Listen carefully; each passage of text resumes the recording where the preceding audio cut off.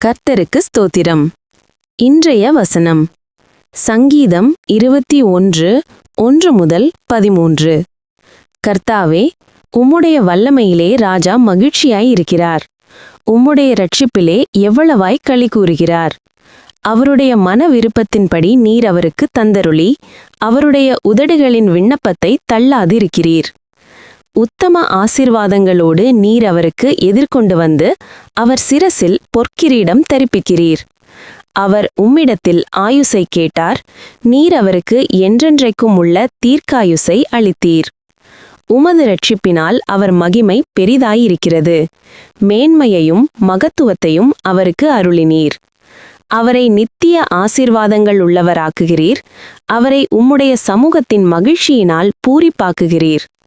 ராஜா கர்த்தர் மேல் நம்பிக்கையாயிருக்கிறார். உன்னதமானவருடைய தயவினால் அசைக்கப்படாதிருப்பார். உமது கை உமது சத்துருக்கள் எல்லாரையும் எட்டிப்பிடிக்கும். உமது வலதுகரம் உம்மை பகைக்கிறவர்களை கண்டுபிடிக்கும். உமது கோபத்தின் காலத்திலே அவர்களை அக்கினி சூளையாக்கி போடுவீர். கர்த்தர் தமது கோபத்திலே அவர்களை அழிப்பார். அக்கினி அவர்களை பட்சிக்கும். அவர்கள் கனியை பூமியில் இராதபடி நீர் அழித்து, அவர்கள் சந்ததியை மனுபுத்திரரில் இராதபடி ஒழிய பண்ணுவீர்.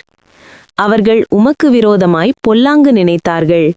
தீவினையை எத்தனம் பண்ணினார்கள். ஒன்றும் வாய்க்காமல் போயிற்று. அவர்களை இலக்காக வைத்து உம்முடைய அம்புகளை நாணேற்றி அவர்கள் முகத்திற்கு நேரே விடுகிறீர். கர்த்தாவே, உம்முடைய பலத்திலே நீர் எழுந்தருளும்.